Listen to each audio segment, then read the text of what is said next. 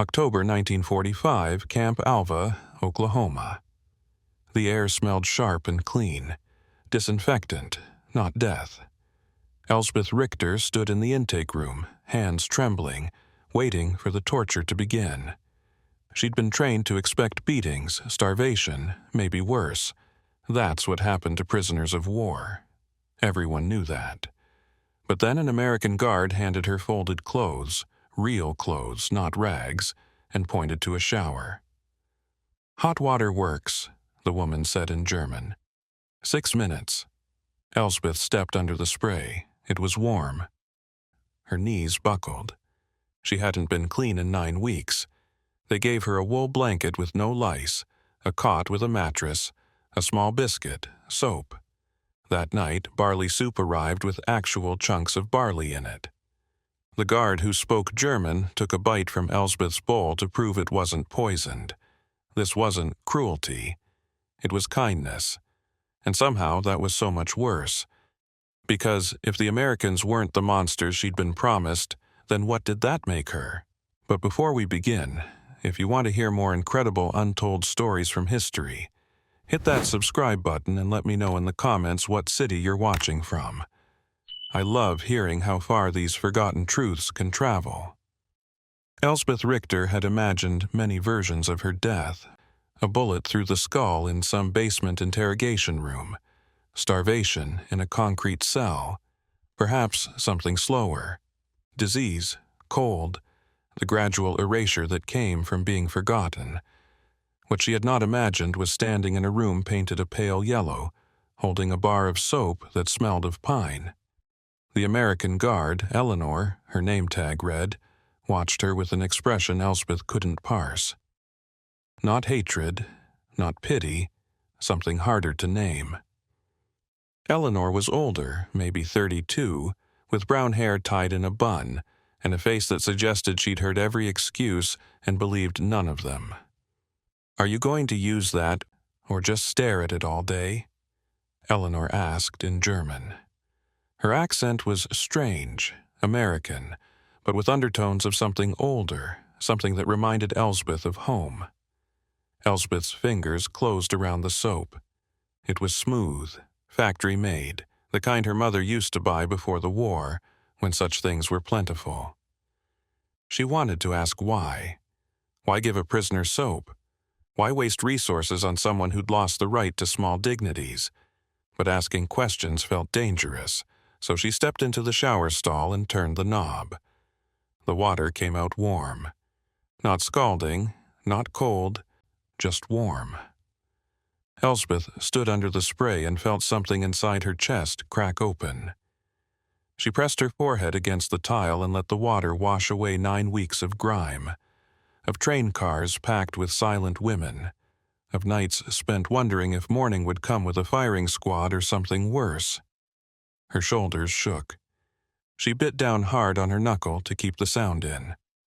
When she emerged, Eleanor handed her a towel. A real towel, thick and clean. "Clothes are on the bench," Eleanor said. "Get dressed. Someone will take you to your barracks." The clothes were used but mended. Denim trousers, a flannel shirt, underwear that had been boiled clean, thick socks. Elsbeth dressed slowly, her hands still shaking. Everything fit. Someone had thought about sizes, about making sure the garments would actually be wearable. The attention to detail felt obscene.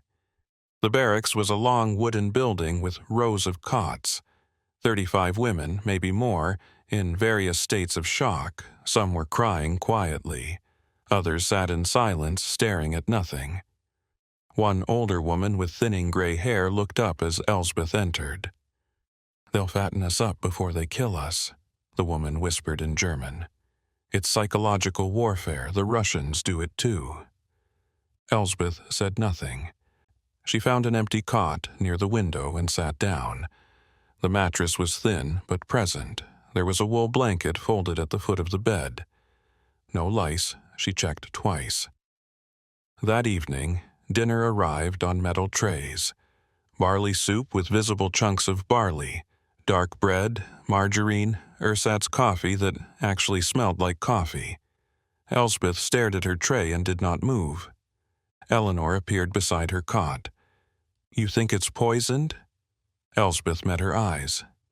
"Isn't it?" Eleanor picked up the spoon, dipped it into the soup, and ate a bite. She swallowed, then set the spoon down. "You're worth more alive for processing. Records, interrogations, repatriation paperwork.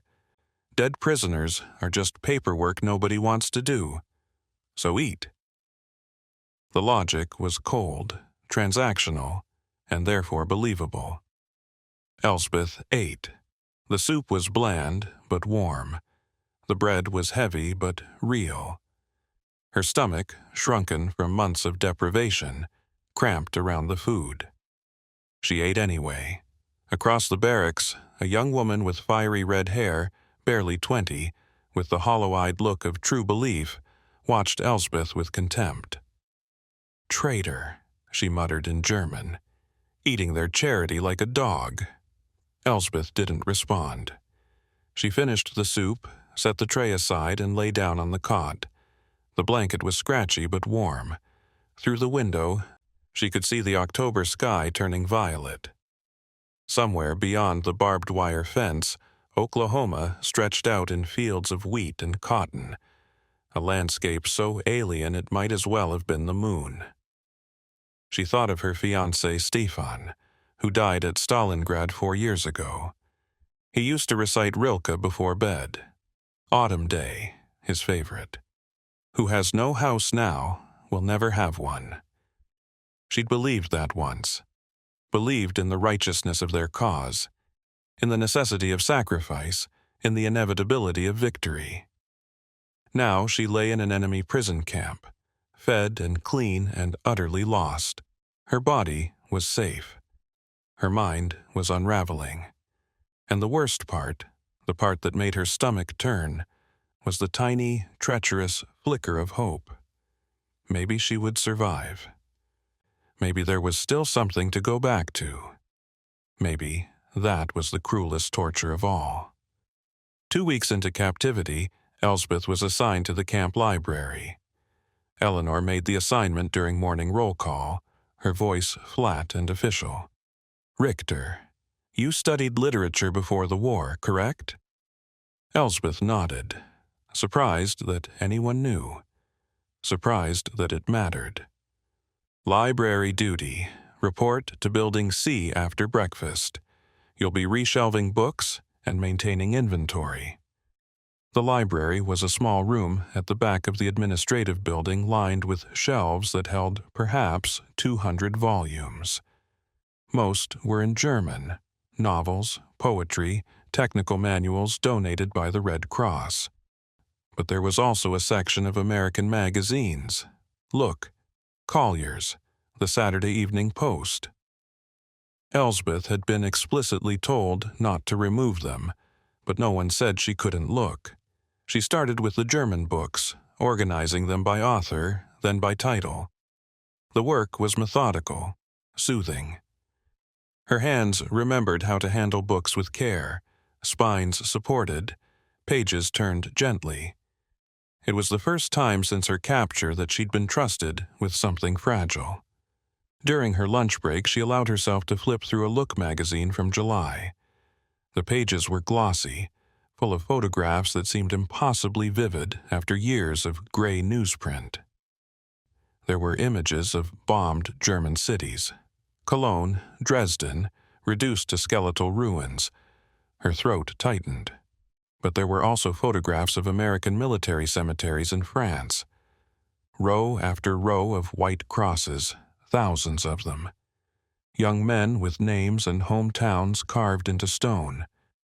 Both sides bled. Both sides buried their sons.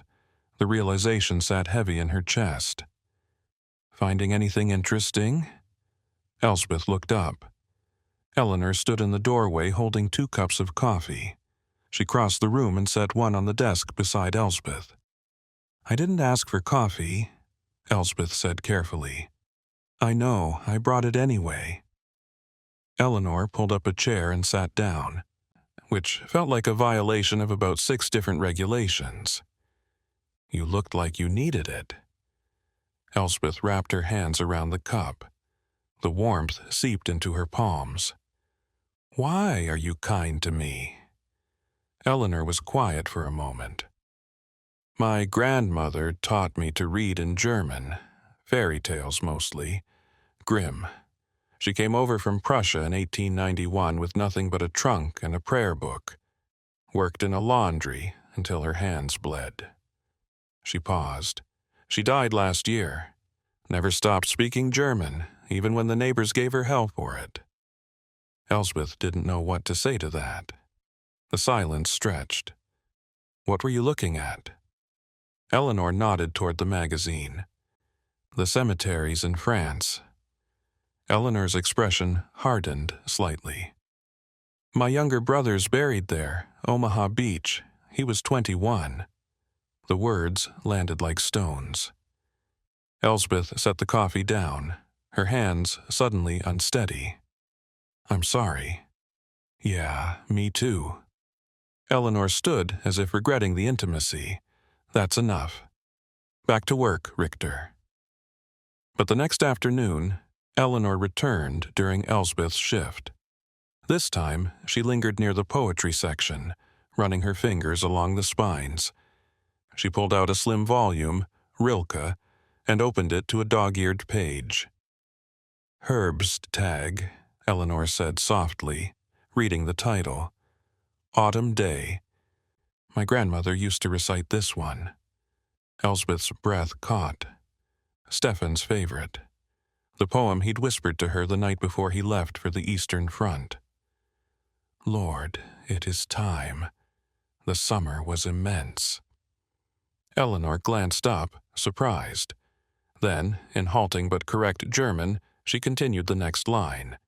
"Lay your shadow on the sundials and on the meadows. Let the winds go loose." For a moment, they were not guard and prisoner, not American and German, just two women holding on to something beautiful in a world that had tried very hard to destroy beauty entirely. Elspeth's eyes filled. She looked away quickly, but not quickly enough. "He used to recite it," she said quietly. "My fiancé, before Stalingrad." Eleanor closed the book gently and slid it back onto the shelf. "I'm sorry," she said, and this time her voice carried no edge, just the plain, terrible weight of shared loss. After Eleanor left, Elspeth sat alone in the library, surrounded by books that had survived the war when so many people had not. The smell of old paper and ink filled the room, neutral, safe. A bridge between worlds that no longer existed. She thought about Eleanor's grandmother, who had fled poverty and found a new life in a country that eventually sent her grandson to die, liberating the land she'd left behind. She thought about Stefan, who had believed in victory until the very end. She thought about herself, sitting in an enemy prison camp, drinking coffee, and discussing poetry with a woman whose brother she might have helped kill.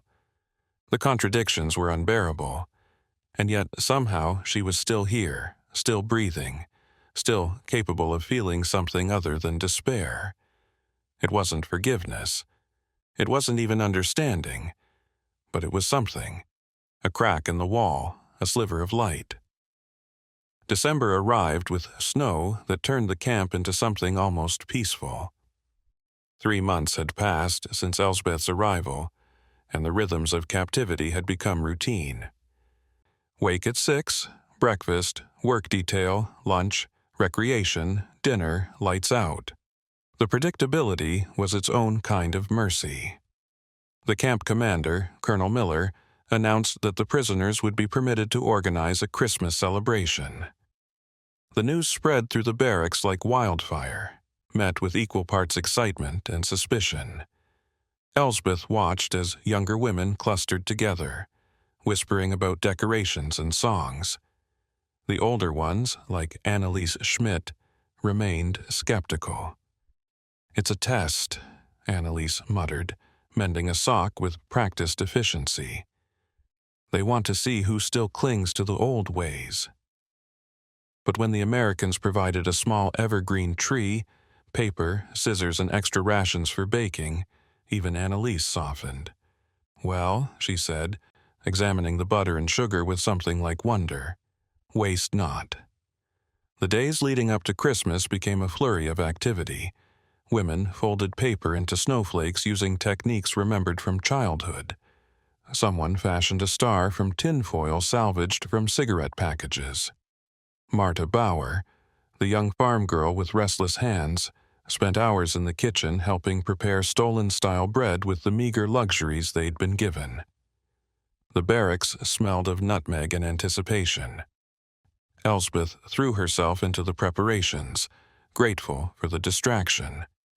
She lettered Christmas greetings in careful script on scraps of paper, decorated the edges with simple drawings. It felt absurd, celebrating the birth of Christ in a prison camp, on enemy territory a world away from everything she'd known. But the absurdity was also a kind of grace. They were still alive, still capable of marking time with something other than suffering. Christmas Eve arrived cold and clear. The barracks had been transformed. Paper snowflakes hung from the rafters, catching the lamplight. The small tree stood in the corner, modest but dignified. The women gathered after dinner, faces scrubbed clean, hair combed. Someone had a harmonica. The first notes of Stille Nacht drifted through the room. Elsbeth sang, quietly at first, then louder. The German words filled her mouth like a prayer.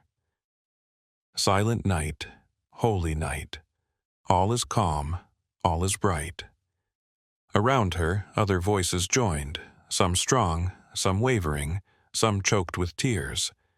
Even the guards stationed at the door didn't intervene. One of them, a young Mexican-American woman named Rosa Castillo, hummed along softly. Then Eleanor stepped forward from her post. Her eyes were wet. In careful, accented German, she sang the second verse.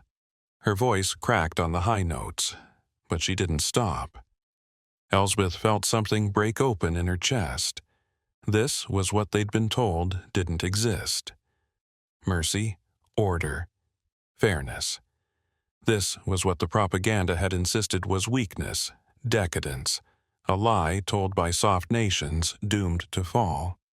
But here it was, real, tangible.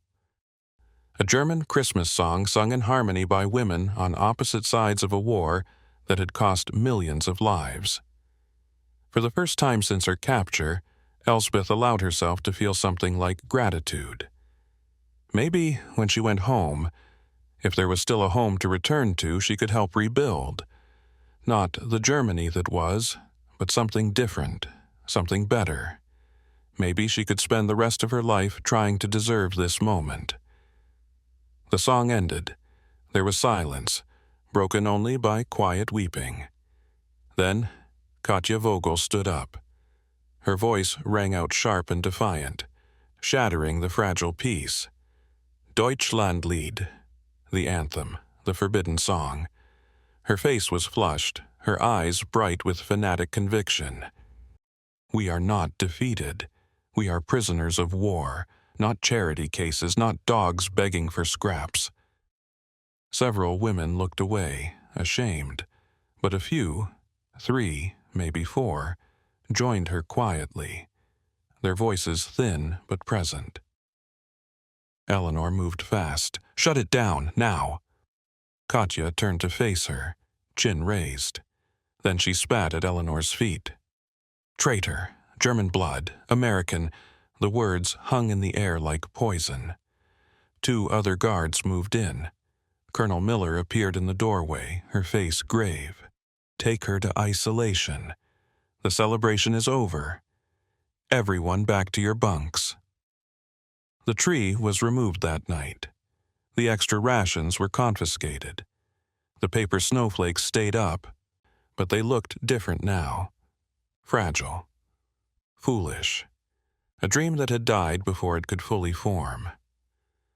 Elsbeth lay on her cot, staring at the ceiling.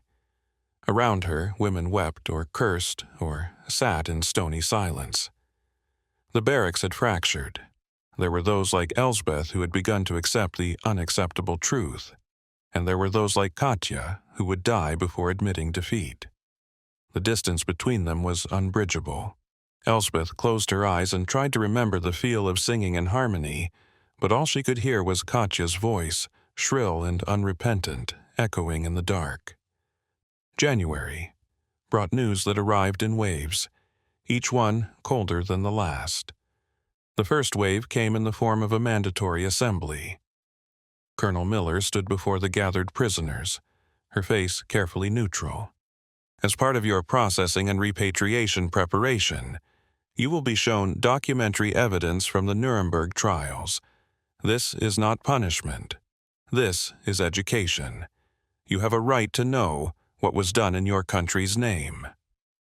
The projector flickered to life in the camp's small recreation hall.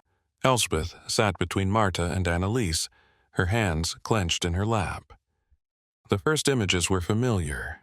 Military tribunals, men in suits speaking into microphones. Then the footage changed. Bergen-Belsen, Auschwitz, Dachau, mountains of emaciated bodies, living skeletons staring at cameras with hollow eyes, children with numbers tattooed on their arms, mass graves being bulldozed closed. The projector's mechanical whir was the only sound in the room beyond occasional gasps or stifled sobs. Elspeth stopped breathing. Her vision tunneled. She had known about camps. Everyone knew about camps. Dachau had been for political prisoners, communists, troublemakers.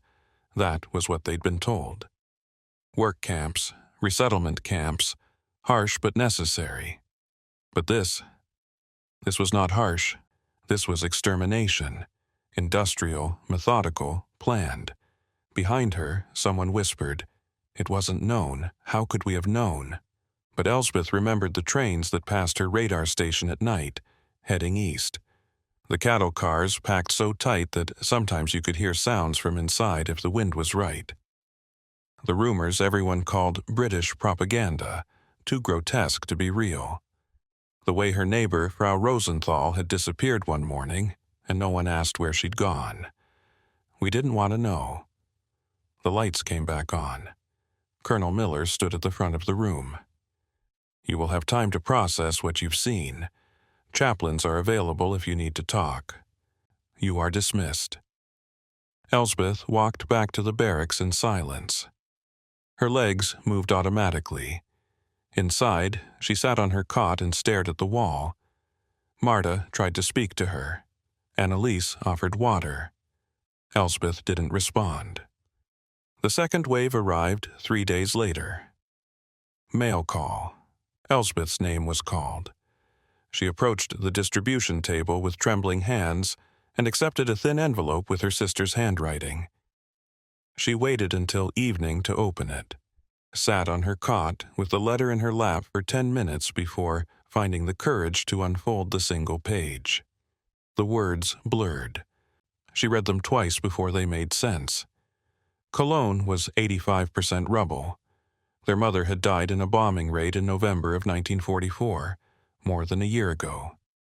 Their father was missing, presumed dead in Soviet-controlled territory. Her sister Lenny was living in a cellar with 2 other families, surviving on rations that barely kept them alive. Soviet soldiers were pushing west. Women were not safe. The final paragraph. Don't come home, Elspeth. There's nothing left. You're better off there. At least the Americans feed you. Elspeth folded the letter carefully.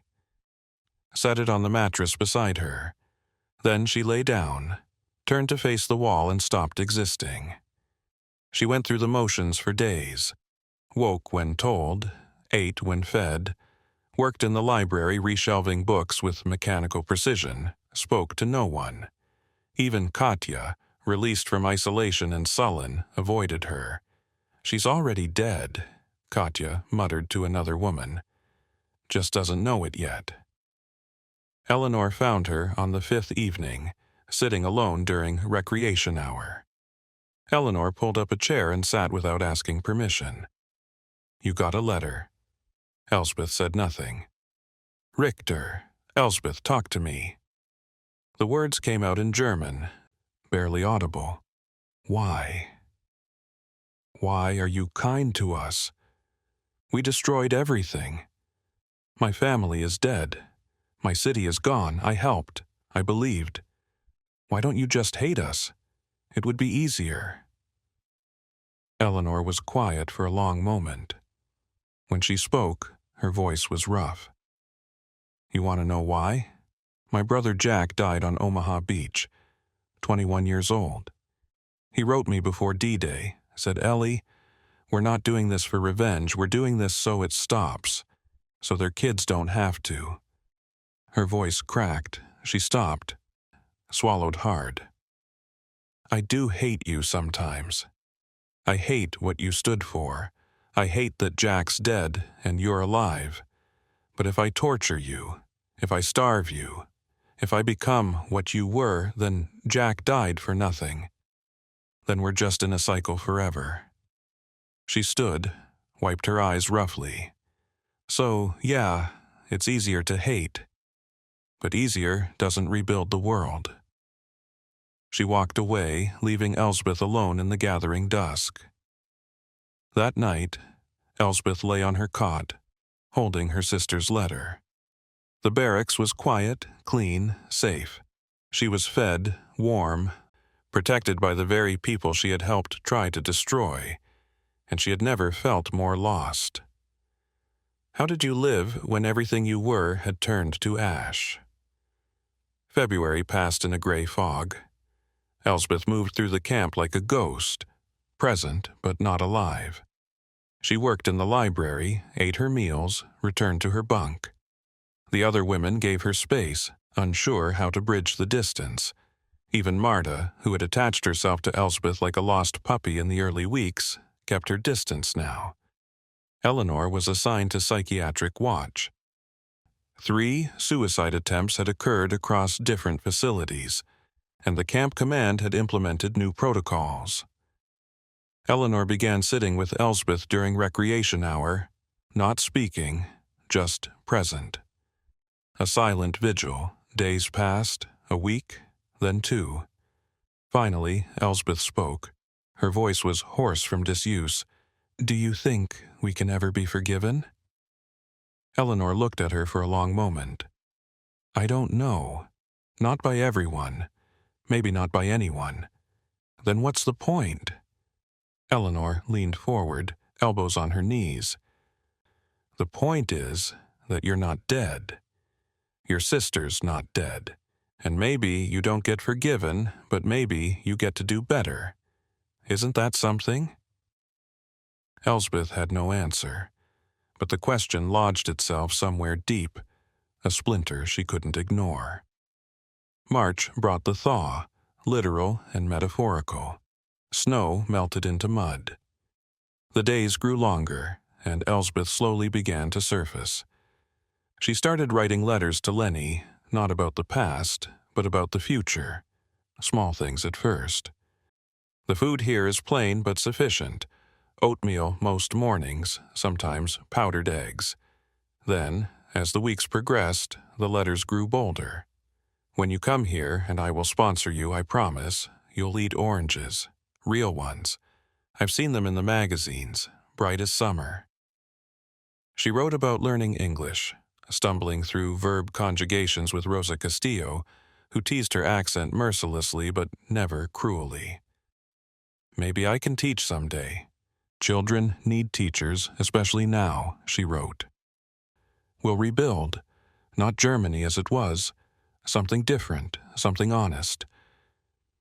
Eleanor shared pieces of her own family's story during their quiet hours in the library. Her grandparents had fled Prussian poverty in 1891 with nothing but a trunk and desperate hope. They'd built a bakery in a small Oklahoma town, raised 3 children.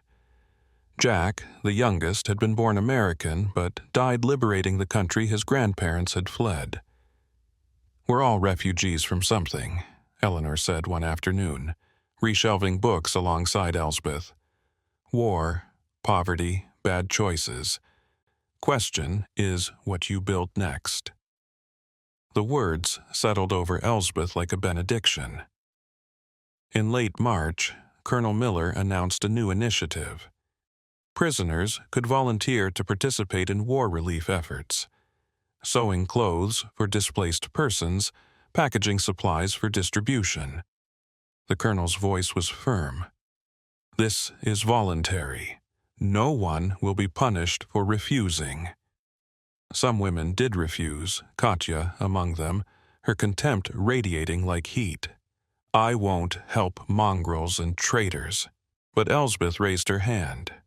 Who receives the supplies? Colonel Miller met her gaze. Everyone. Dutch, Polish, French, German. Kids don't pick their nationality. Elsbeth nodded. I'll help. The work was simple, meditative. Cutting fabric, stitching seams, folding finished garments into boxes marked for shipment. The rhythm of the needle moving through cloth became a kind of prayer. Stitch by stitch, something new from scraps. It wasn't redemption. She didn't deserve that. But it was useful. And usefulness, she discovered, was a form of dignity she'd thought lost forever. Marta joined the effort. Then Annalise. Soon, half the barracks was involved. The room filled with the quiet sounds of women working toward something larger than themselves. April brought repatriation notices. Names called at morning assembly, women told to prepare for transport home. Katya was among the first group. She gathered her few belongings with stiff-backed pride, refusing to look at Elsbeth or any of the others who'd chosen to participate in the relief efforts. As she passed Elsbeth's cot, she paused. Enjoy your American paradise, traitor. Elsbeth didn't respond. There was nothing to say. Katya would return to Germany carrying her convictions like armor, uncracked, unbent. She would search for a Reich that no longer existed, and probably die still searching. Elsbeth felt a wave of pity so profound it hurt. Her own repatriation was scheduled for May. Eleanor told her during their last shift together in the library. "Will you write to me?" Elsbeth asked. "After?" Eleanor hesitated. Fraternization was forbidden. Then she pulled out a scrap of paper and wrote down an APO address. "Yeah, I will." "I don't know if I can ever make up for—" "You can't," Eleanor said bluntly. "None of us can erase it. But you can spend the rest of your life trying to be worth Jack's sacrifice. All those boys' sacrifice. That's not forgiveness. That's work. But it's something." Elsbeth folded the paper carefully and tucked it into her pocket, a lifeline to carry into whatever came next. Thank you for following this story to the end. Don't forget to subscribe to our channel to join us in more stories like this. If you want to watch another story, click the video on screen. I promise you'll love it.